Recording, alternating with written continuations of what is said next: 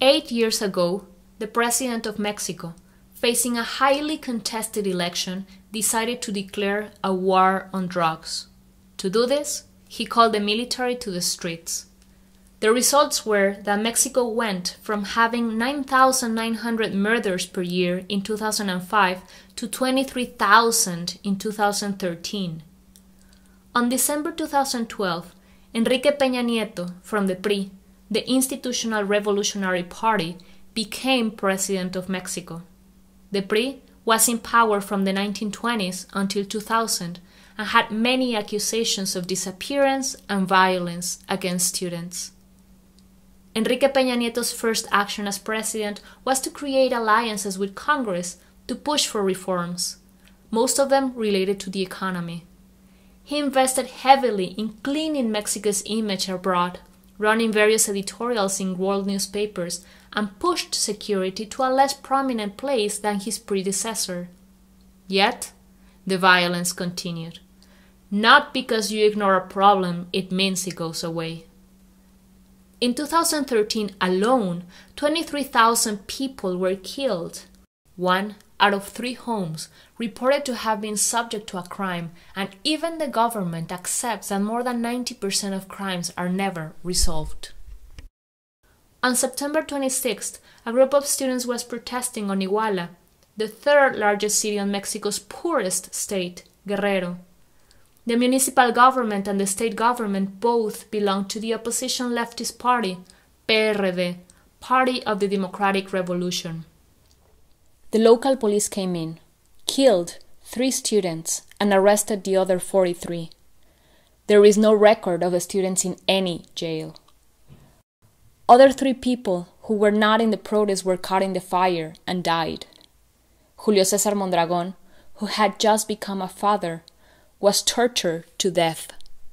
In the weeks that followed, 10 mass graves were discovered around Iguala. The mayor of the town and his wife ran away after a local newspaper showed the mayor's brother-in-law was a drug dealer. He was finally found on the 4th of November, hiding in Mexico City. While this crisis was going on, the President of Mexico decided to go on tour to China and Australia, as they are important business partners. But it has been more than a month, and he has yet to visit Iguala, less than 5 hours' drive from Mexico City.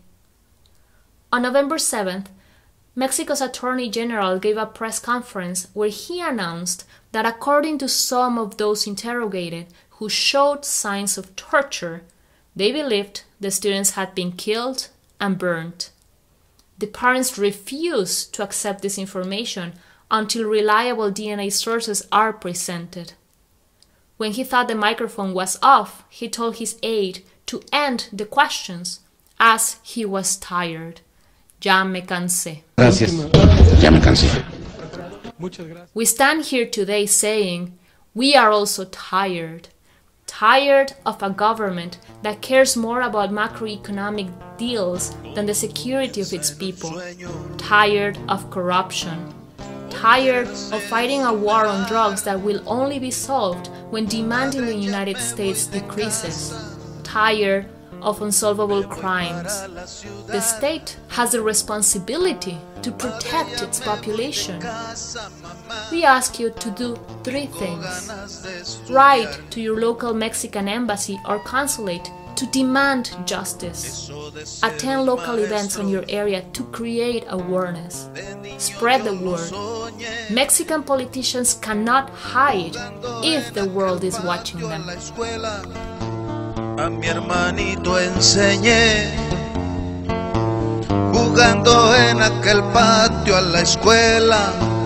A mi hermanito enseñé.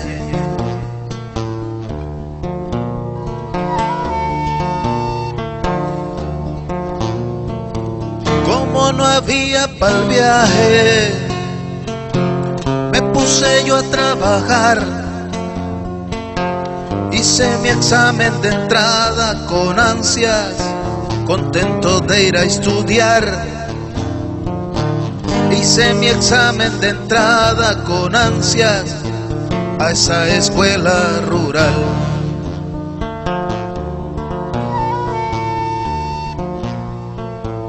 El 26 de septiembre sucedió todo lo peor. Fuimos todos agredidos con armas por el gobierno opresor, tirando a darnos directo a mansalva, y mi hermanito cayó.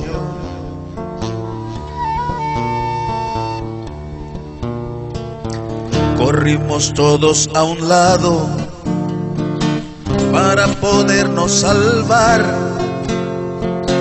Los policías en cambio llegaban dispuestos a asesinar.